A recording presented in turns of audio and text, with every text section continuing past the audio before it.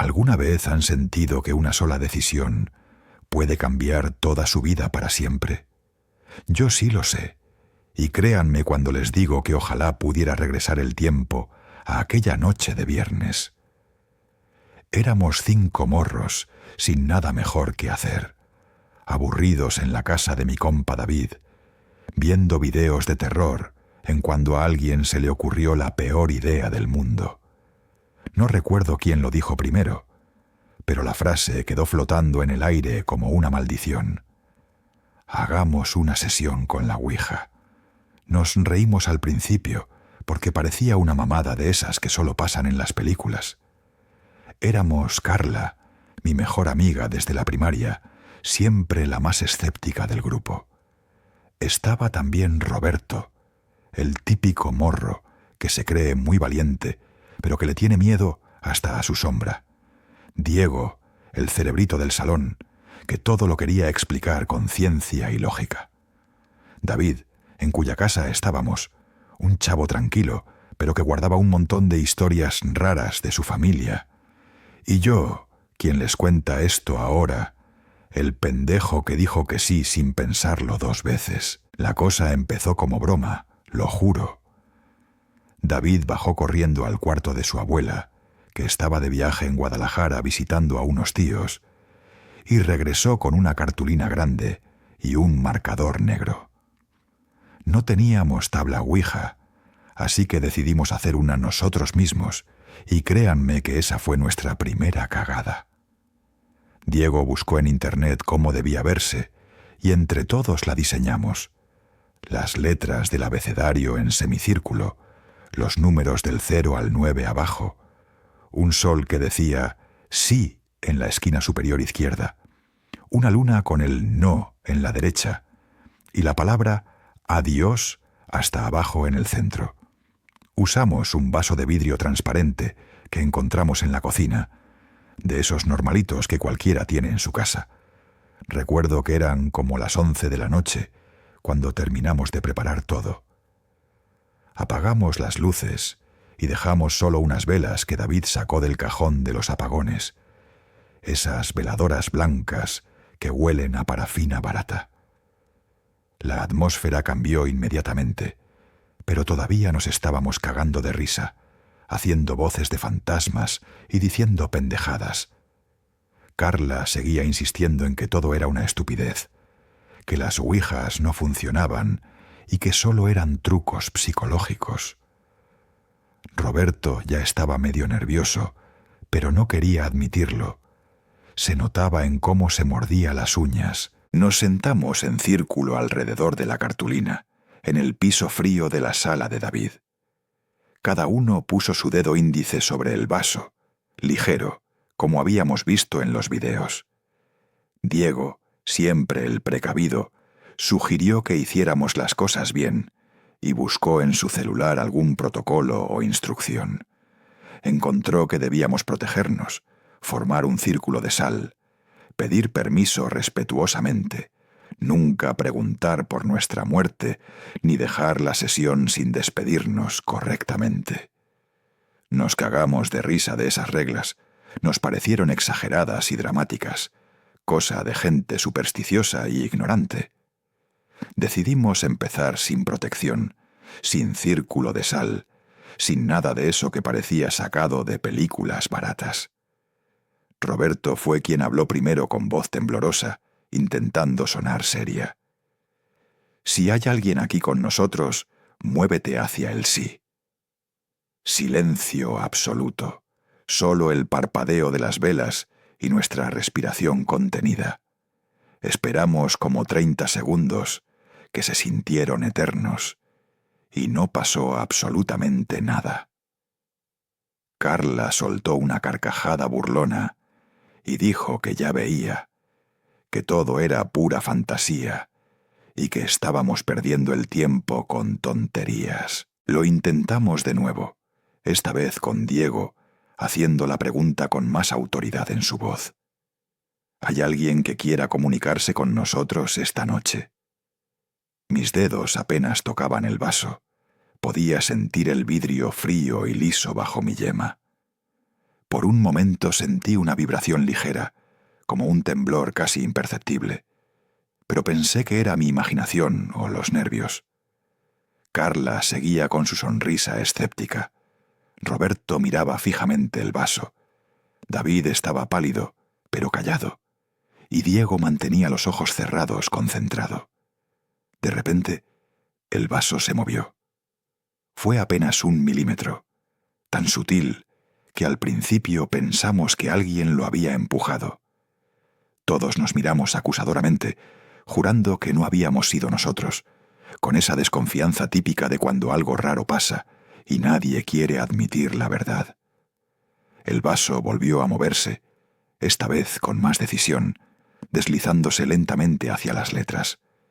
Se detuvo sobre la H, luego se movió hacia la O, después la L y finalmente la A. «Hola». Nos había dicho hola. El ambiente en esa sala cambió radicalmente en ese instante, como si el aire se hubiera vuelto más denso y pesado. Ya nadie se estaba riendo, las bromas se acabaron de golpe y una tensión espesa nos envolvió a todos. Carla dejó de sonreír y su rostro mostró la primera señal de duda real. Roberto tragó saliva audiblemente, yo sentí un escalofrío recorrerme la espalda y David susurró con voz quebrada que tal vez deberíamos parar. Pero no paramos. Esa fue nuestra segunda cagada, y la más grande. En lugar de despedirnos correctamente, en lugar de agradecer y terminar la sesión como debíamos, nuestra curiosidad pudo más que el sentido común. Diego, todavía aferrado a su escepticismo científico, dijo que era obvio que alguien estaba moviendo el vaso inconscientemente, que era el efecto ideomotor y pura sugestión grupal. Propuso que siguiéramos para demostrar que todo era mentira, que no había nada ahí realmente. Así que continuamos. Seguimos con las preguntas, con nuestros dedos sobre ese vaso maldito, sin saber que acabábamos de abrir una puerta que no deberíamos haber tocado jamás. No teníamos ni idea de con qué estábamos jugando, ni las consecuencias que esa noche traería a nuestras vidas. Si pudiera regresar el tiempo, si pudiera advertirle a ese yo ingenuo de hace años, le gritaría que se levantara, que tirara esa cartulina, que saliera corriendo de esa casa. Pero no puedo, y ahora vivo con las consecuencias de lo que invocamos esa noche. Después de ese primer hola, la sala quedó sumida en un silencio tan denso que podía escuchar mi propio corazón latiendo en mis oídos. Las llamas de las velas parpadeaban sin que hubiera corriente de aire, proyectando sombras que bailaban en las paredes como si tuvieran vida propia. Nadie se atrevía a quitar el dedo del vaso. Era como si un pacto silencioso nos mantuviera atados a ese círculo. Carla fue la primera en romper el silencio preguntando con voz temblorosa: «¿Quién eres?». El vaso no se movió inmediatamente, y por un segundo pensé que tal vez ya no había nada ahí. Pero entonces comenzó a deslizarse, primero lento y después con movimientos más decididos, deletreando letra por letra. A-M-I-G-O. Amigo, nos decía que era nuestro amigo. Roberto soltó una risa nerviosa y dijo que esto era una mamada, que alguno de nosotros estaba jugando y debía admitirlo de una vez. Todos negamos con la cabeza, jurando y perjurando que no éramos nosotros, mirándose unos a otros con desconfianza y miedo creciente. Diego, todavía aferrado a su lógica, preguntó si el supuesto amigo tenía un nombre.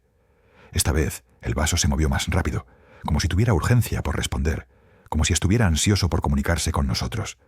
Z-A-R-A-T-H-U-S-T-R-A. Zaratustra, ese fue el nombre que nos dio. David palideció aún más y susurró que ese nombre le sonaba conocido, que lo había escuchado antes pero no recordaba dónde. Yo sentí un nudo en el estómago, porque algo en ese nombre sonaba antiguo, poderoso, como si no debiera ser pronunciado a la ligera. Las preguntas siguieron fluyendo, porque la curiosidad pudo más que el miedo. ¿De dónde vienes? El vaso comenzó a moverse erráticamente, más rápido que antes, arrastrando nuestros dedos con él. A, B, A, J, O. Abajo, nos decía que venía de abajo. Carla retiró su dedo del vaso por un segundo, asustada, pero algo la obligó a volver a ponerlo, como si una fuerza invisible la jalara de regreso.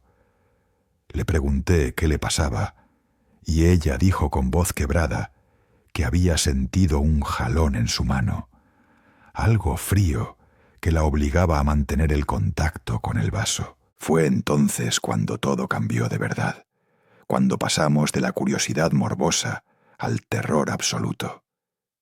Roberto preguntó estúpidamente si Zaratustra quería hacernos daño, y el vaso explotó en movimiento. Se deslizó violentamente hacia el sí, con tanta fuerza que casi se sale de la cartulina, arrastrando nuestras manos como si pesara toneladas.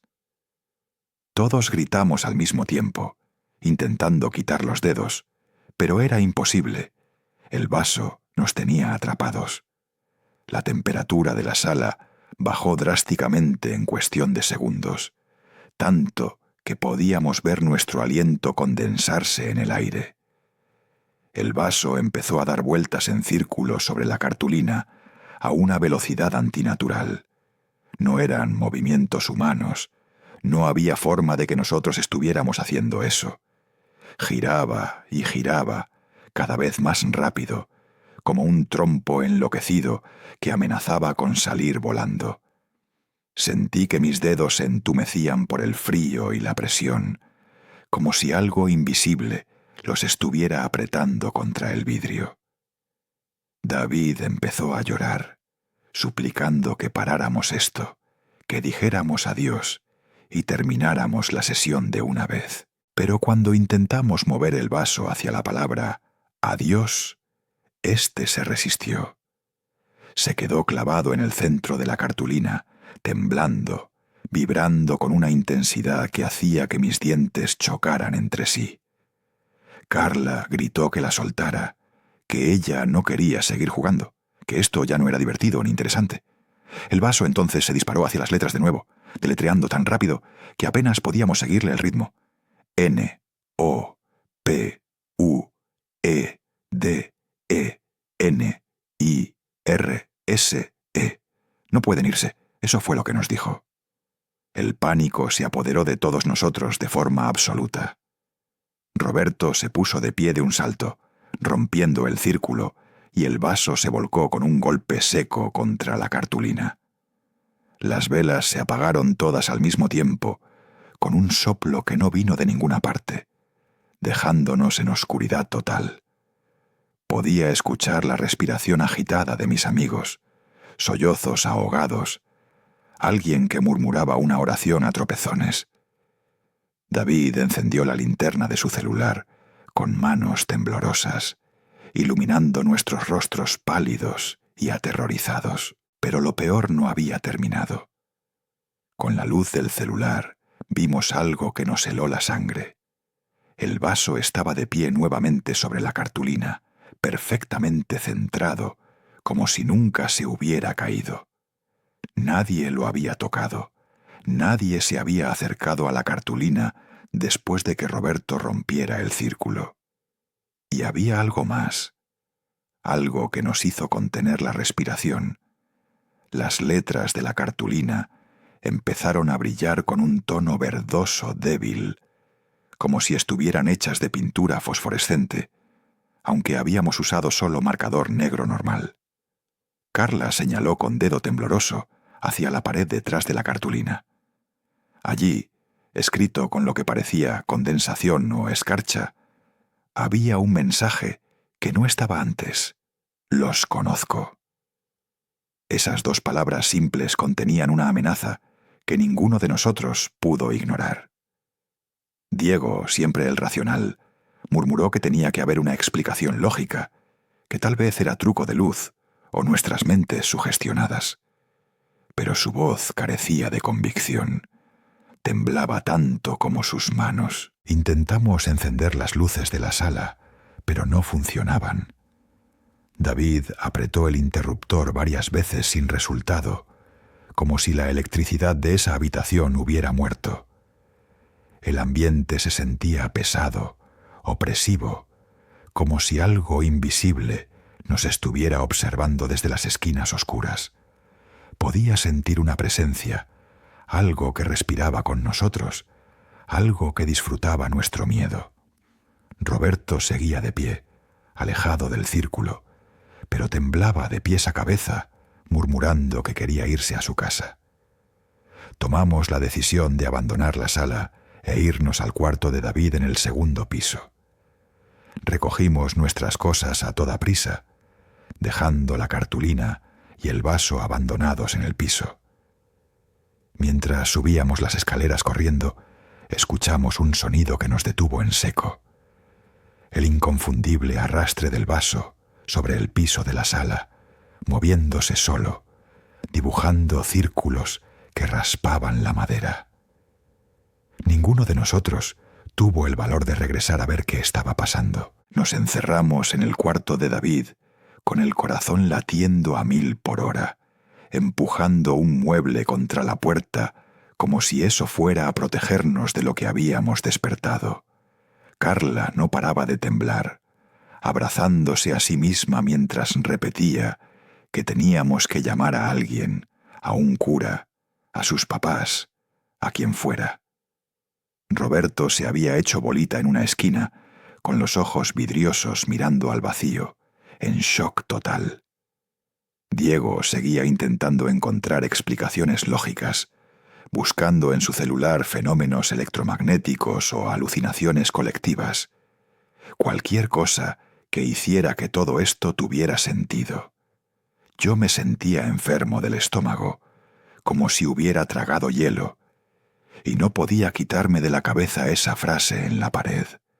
Los conozco. David se sentó en su cama con la cabeza entre las manos, murmurando que su abuela le había advertido 1000 veces que nunca jugara con esas cosas. Dijo que ella conocía historias de gente del pueblo que había abierto puertas que no debían abrirse y que algunos nunca pudieron cerrarlas. Intentamos calmarnos, respirar, pensar con claridad sobre qué hacer. Pero entonces escuchamos algo que nos paralizó. Golpes en la puerta. 3 golpes secos, perfectamente espaciados, metódicos. Todos nos miramos aterrorizados sin atrevernos a hablar, como si hacer ruido fuera a empeorar las cosas. Los golpes se repitieron, esta vez más fuertes, más insistentes, haciendo vibrar la madera. David susurró que en su casa solo estábamos nosotros, que sus papás habían salido a cenar y regresarían hasta tarde. Nadie más tenía llave, nadie más podía estar tocando desde el otro lado. Entonces escuchamos una voz. No venía de afuera de la puerta, sino de todas partes a la vez, como si las paredes mismas hablaran. Era grave, rasposa, antigua, y pronunció nuestros nombres uno por uno: Carla, Roberto, Diego, David y el mío. Pero no solo dijo nuestros nombres, dijo nuestros nombres completos, incluyendo los segundos nombres que casi nadie usaba. Carla empezó a sollozar, porque su segundo nombre solo lo sabía su familia inmediata. Nunca lo había compartido con nosotros, porque lo odiaba. La voz continuó, y lo que dijo después nos rompió por completo. Comenzó a revelar cosas, secretos que ninguno había compartido jamás con nadie. Le dijo a Roberto sobre el accidente que tuvo cuando era niño, cuando atropelló sin querer a un perro y nunca se lo contó a nadie, cargando con esa culpa durante años. Le gritó a Diego que sabía sobre su hermana, la que murió antes de que él naciera, la que sus padres nunca mencionaban, y él había descubierto rebuscando en cajas viejas del ático. A David le susurró sobre el dinero que había robado de la cartera de su madre el mes pasado para comprarse un videojuego. Pero lo peor fue lo que me dijo a mí. Esa voz conocía mi mayor vergüenza, el incidente en la secundaria del que nadie sabía, cuando me quedé callado mientras otros molestaban a un compañero hasta que se cambió de escuela. Sabía sobre mis pesadillas recurrentes, sobre el miedo irracional que le tenía a mi papá, aunque nunca me hubiera tocado. Y lo peor de todo, conocía los pensamientos oscuros que a veces tenía y que me daban tanto miedo que intentaba reprimirlos. Era como si esa cosa hubiera estado dentro de mi cabeza toda mi vida, observando, esperando el momento perfecto para usar todo en mi contra. Carla fue quien perdió el control primero. Se puso de pie gritando que parara, que la dejara en paz, que no tenía derecho a hablar de esas cosas. Entonces la voz se rió, una risa que nos caló hasta los huesos, y dijo algo que nunca olvidaré. Ya los conocía desde antes de que decidieran jugar. Yo los elegí a ustedes, no al revés. Han sido míos desde que pusieron sus dedos en ese vaso. Diego negaba con la cabeza, repitiendo que esto no era posible, que tenía que ser un truco, que alguien nos estaba haciendo una broma cruel y elaborada. Decidimos intentar algo desesperado. Bajamos corriendo de nuevo a la sala, tropezando en las escaleras, decididos a terminar la sesión correctamente esta vez. La cartulina seguía ahí, pero el vaso había desaparecido. Lo buscamos por toda la sala sin encontrarlo, hasta que Diego lo vio. Estaba sobre la mesa del comedor, a varios metros de distancia, colocado perfectamente boca abajo, formando un círculo perfecto de condensación en la madera. Nadie lo había movido. Nadie había bajado antes que nosotros. Tomamos el vaso con manos temblorosas y lo colocamos sobre la cartulina de nuevo, todos poniendo nuestros dedos encima. David, con voz quebrada, intentó despedirse formalmente. Zaratustra, agradecemos tu comunicación, pero ahora debemos despedirnos. Por favor, muévete hacia el adiós. El vaso no se movió. Se quedó completamente inmóvil, como si fuera de piedra. Lo intentamos de nuevo, suplicando esta vez, rogando que nos dejara ir, que habíamos aprendido la lección y nunca volveríamos a hacer esto. El vaso finalmente se movió, pero no hacia el adiós. Se deslizó hacia las letras con movimientos violentos y erráticos. NUNCALOSDEJAREIR. Nunca los dejaré ir. Esas palabras fueron como una sentencia de muerte. Roberto intentó alejar el vaso de un manotazo, pero cuando lo hizo, todas las ventanas de la casa se abrieron de golpe al mismo tiempo. Un viento helado entró rugiendo, apagando cualquier luz que quedara encendida, arrastrando papeles y objetos por toda la sala. La voz retumbó de nuevo, esta vez con más fuerza, con más rabia. Quisieron jugar sin reglas, sin protección, sin respeto. Ahora pagarán el precio. Les dijo que nos visitaría en nuestras casas, en nuestros sueños, en nuestros momentos de soledad. Prometió que nos haría ver cosas que romperían nuestra cordura, que nos mostraría el verdadero significado del miedo. Y luego, con una última ráfaga de viento, todo se detuvo. El silencio regresó de golpe, pesado y absoluto. Cuando las luces volvieron solas, la cartulina estaba destrozada, rasgada en pedazos irregulares, como si garras la hubieran atravesado. El vaso estaba roto en 1000 fragmentos sobre el piso, imposible que se hubiera quebrado solo. Nos miramos entre nosotros, pálidos, sudando frío, sabiendo que algo había cambiado fundamentalmente en nuestras vidas. Ya no éramos los mismos morros que habían empezado ese juego inocentemente hacía apenas 2 horas. Esa noche salimos de la casa de David como zombis, cada quien jalando para su lado sin siquiera despedirse bien. Yo llegué a mi casa con la cabeza hecha un nudo, el corazón todavía acelerado y una sensación agria pegada en el pecho, como si hubiera tragado algo rancio. Mi mamá me preguntó por qué venía tan pálido y solo le dije que estaba cansado, que habíamos jugado videojuegos hasta tarde. Me encerré en mi cuarto, apagué la luz y me tiré en la cama, pero el sueño no llegaba, porque cada vez que cerraba los ojos escuchaba esa voz repitiendo que nunca nos iba a dejar ir. Fue esa misma madrugada cuando empecé a buscar respuestas, todavía con el celular en la mano y las manos sudadas temblando. Puse en el buscador todo lo que se me ocurría: juego de la copa, tabla ouija casera, entidades, peligros, cómo cerrar una sesión. Entre páginas feas y foros llenos de morbo, empecé a darme cuenta de algo que me sacó más de onda que cualquier video de terror. Casi todos coincidían en lo mismo: que hacer una ouija casera con cartulina y vaso de vidrio no era un juego, que era una forma chafa, pero efectiva de abrir una puerta a cosas que no entiendes. Leí que la ouija como tal no nació como un simple juego de mesa divertido, aunque luego la vendieran así, en cajas bonitas.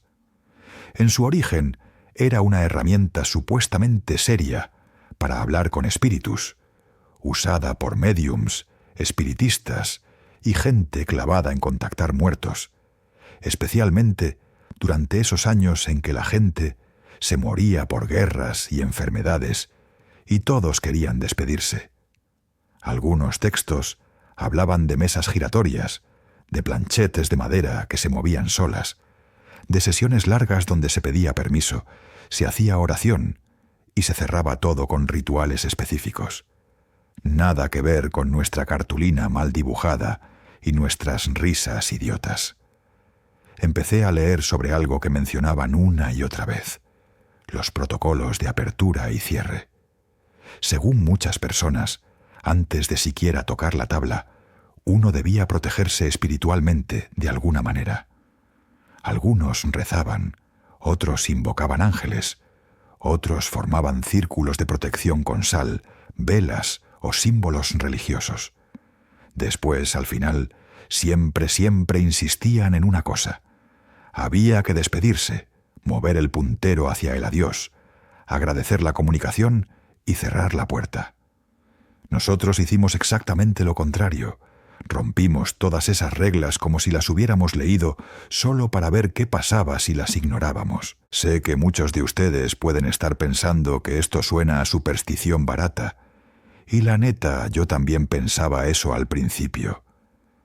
Pero hay algo que no puedo negar, y es la coherencia macabra entre lo que vivimos y lo que tantos advertían en esos foros y relatos. Varios hablaban de entidades mentirosas que se hacían pasar por familiares, amigos o espíritus buenos, cuando en realidad eran otra cosa, algo más antiguo y hambriento. También decían que esas entidades se alimentaban del miedo, que entre más pánico sintieras, más fuertes se hacían, como una especie de parásito espiritual pegado a tu mente. Leí relatos de gente que también jugó a lo pendejo con el juego de la copa en reuniones, fiestas o borracheras. Historias de vasos que se rompían solos, de cuadros que se caían de las paredes, de personas que empezaban a escuchar pasos en sus casas después de una sola sesión mal cerrada. Historias de gente que decía sentir que algo se acostaba en la cama junto a ellos en la noche, que les jalaba las cobijas o les susurraba cosas en el oído. Y lo peor, muchos coincidían en que todo empezó igual que nosotros, con la frase inocente de no pasa nada, solo es un juego. Cuanto más leía, más sentía ese hueco en el estómago hacerse profundo y espeso. Empecé a entender que no solo habíamos hecho una tabla improvisada, sino que habíamos roto todas las reglas de respeto que incluso los creyentes más serios consideraban básicas. No pedimos permiso, nos burlamos, hicimos preguntas morbosas, provocamos, y cuando las cosas se pusieron feas, intentamos salir corriendo sin cerrar nada. Era como abrir la puerta de tu casa en plena noche, en un barrio peligroso, gritar que no hay nadie cuidando y luego dejarla abierta de par en par. También encontré explicaciones más técnicas que hablaban de sugestión, esquizofrenia compartida, histeria colectiva y cosas así. Decían que el subconsciente podía mover el vaso sin que nos diéramos cuenta, que los traumas compartidos salían a flote en forma de mensajes. Una parte de mí quería agarrarse de esas explicaciones como un clavo ardiente, porque sonaban lógicas, suenan cómodas. Pero luego recordaba las luces apagándose solas, el vaso moviéndose cuando nadie lo estaba tocando, la voz diciendo mi segundo nombre que nunca uso, y la lógica se sentía flaca, hueca, como una cobija muy corta en plena madrugada helada. Mientras avanzaba la madrugada, me topé con textos de gente clavada en espiritismo que hablaban del concepto de puerta. Decían que la tabla Ouija no es un teléfono donde tú controlas la llamada, sino más bien un agujero que abres hacia algo que no comprendes, y que muchas veces no estás hablando con un espíritu específico, sino con una entidad oportunista que se cuela por el hueco que tú mismo hiciste. Algunos hasta hablaban de parásitos, de larvas astrales, de seres que se pegaban a tu energía como garrapatas invisibles, algo que suena loco, pero que encajaba demasiado bien con cómo me sentía desde esa noche. Un detalle que se repetía mucho era el de los nombres falsos. Aconsejaban no confiar en la primera identidad que la tabla te diera, porque esas cosas mienten, manipulan y se disfrazan con lo que tú quieres escuchar. Recordé el nombre que nos había dado, ese Zaratustra que sonaba grandilocuente y teatral. Algunos relatos decían que a veces tomaban nombres de libros, de demonios famosos, de figuras históricas, solo para sonar más importantes y ganarse tu atención. Y la verdad, caímos redonditos, fascinados por el nombre raro cuando debimos haber salido corriendo. Lo que más me pegó fue leer sobre la importancia del cierre, escrito una y otra vez, como una advertencia casi desesperada. Decían que si no lograbas que la entidad se moviera al adiós, debías insistir con calma, no romper el círculo, no tirar el puntero, no dejar la sesión abruptamente. Nosotros hicimos justo eso, lo interrumpimos a la fuerza, rompimos la cartulina, dejamos los pedazos ahí, como si con eso todo se borrara. Muchos de esos testimonios aseguraban que, cuando se dejaba así, era como dejar una llave puesta del lado de afuera de la puerta. Miré el reloj y ya casi amanecía, pero el cansancio no me daba sueño. Solo me dejaba una especie de mareo mental. Apagué el celular un momento y me quedé en la oscuridad de mi cuarto, escuchando cada pequeño ruido de la casa como si fuera un presagio. El refrigerador sonaba más fuerte, la madera crujía como si alguien caminara descalzo, el aire mismo pesaba sobre mi pecho. Y allí, en ese silencio espeso, entendí algo que ustedes tienen que escuchar bien. Ignorancia o no, burla o no, cuando juegas con estas cosas, no eres tú quien pone las reglas. Tal vez pienses que todo esto son exageraciones, que es puro miedo sembrado por generaciones de abuelas asustadas, y se vale dudar. Pero ponte a pensar un segundo en cuántas culturas distintas, en lugares lejanos que ni se conocen entre sí, hablan de lo mismo. Puertas, espíritus, invocaciones, rituales mal hechos que dejan algo colgando. No todos pueden estar locos al mismo tiempo. No toda esa gente puede estar inventando lo mismo por diversión.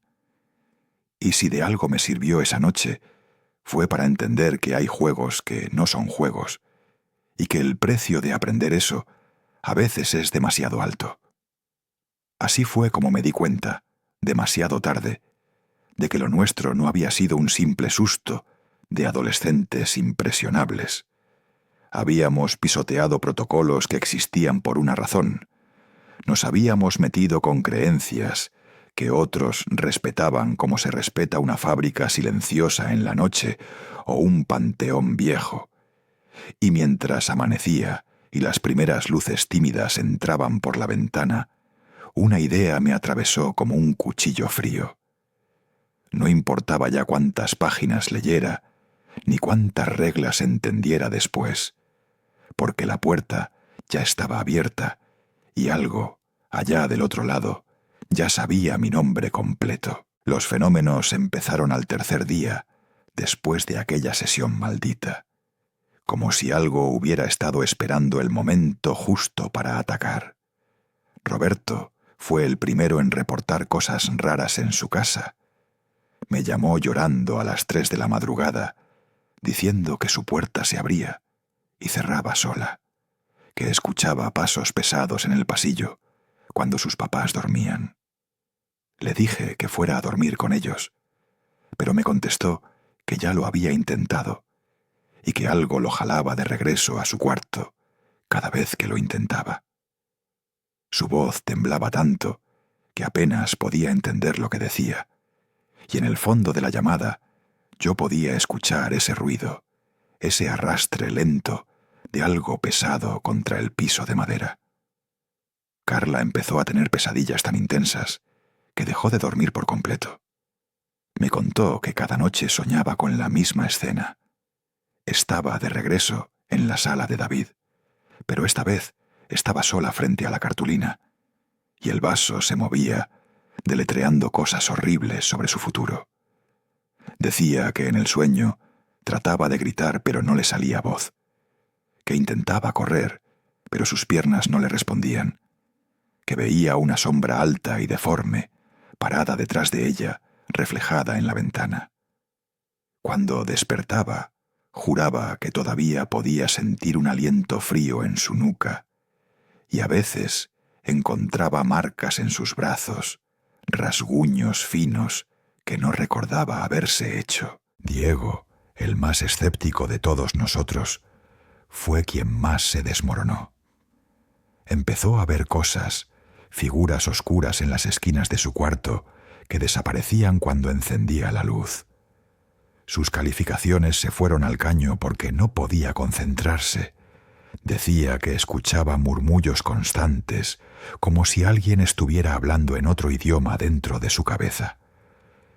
Su mamá lo llevó con un psicólogo, pensando que era estrés o depresión adolescente. Pero Diego me confesó que no se atrevía a contarle la verdad, porque sabía que lo iban a encerrar en un psiquiátrico. Lo vi cambiar en cuestión de semanas, de ser el más calmado y racional a un morro paranoico que saltaba con cualquier ruido. David dejó de hablarnos casi por completo. Se encerró en su casa, faltó a la escuela durante 2 semanas seguidas, y cuando finalmente lo vi, se veía como si hubiera envejecido años en días. Me dijo que su abuela había regresado antes de tiempo del viaje y que al entrar a la casa supo inmediatamente que algo andaba mal. Ella hizo una limpia con hierbas y copal, rezó durante horas, roció agua bendita por todos los rincones, pero nada funcionó. La presencia seguía ahí, más fuerte que antes, como si la limpia solo la hubiera hecho enojar más. David me enseñó su cuarto y lo que vi me heló la sangre. Palabras rayadas en la pared, con lo que parecía ser carbón o algo quemado, mensajes que él juraba no haber escrito. Pero lo que nos asustó a todos fue la sincronización. Cosas malas empezaron a pasarnos a los 5 al mismo tiempo, como si estuviéramos malditos en grupo. A Roberto lo atropelló un coche al cruzar la calle. Sobrevivió de milagro, pero quedó con la pierna enyesada durante meses. El papá de Carla perdió su chamba de la nada, sin explicación, y su familia empezó a tener problemas económicos severos.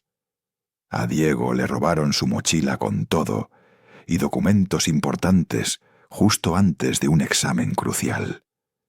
David tuvo un accidente en su casa, se cayó de las escaleras y se rompió 2 costillas. Y yo perdí a mi perro que había tenido desde niño. Se escapó una noche y lo encontramos muerto en la calle al día siguiente, sin ninguna marca, como si simplemente se hubiera apagado. Lo peor no era solo la mala suerte, era la sensación constante de ser observado. Todos coincidíamos en eso, en esa paranoia aguda de sentir ojos invisibles clavados en la nuca todo el tiempo.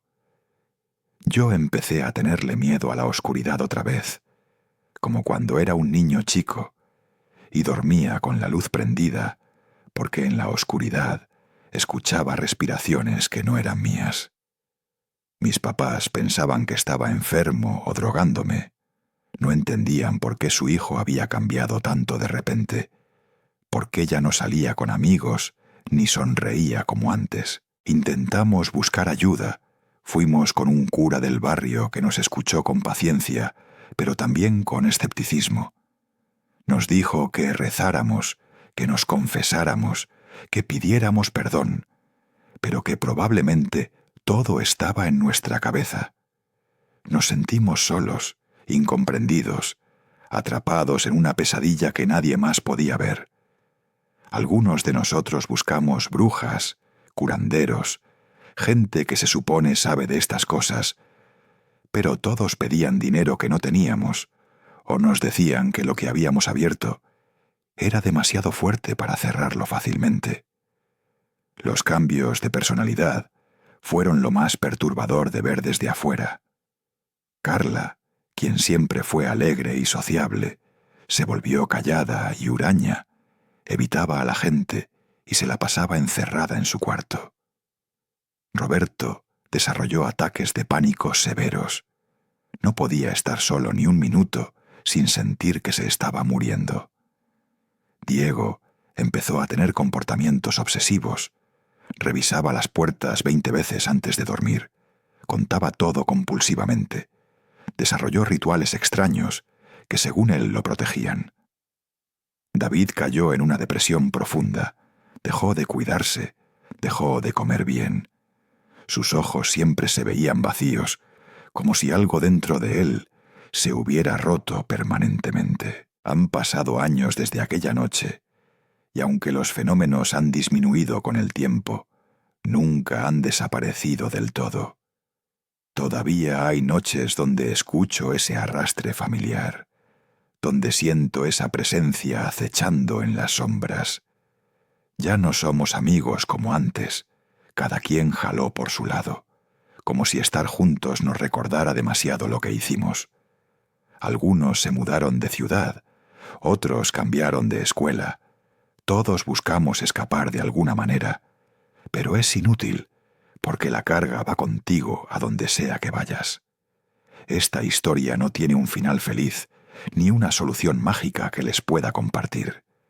No hubo un exorcista heroico que nos salvó. No hubo una fórmula secreta que cerró la puerta.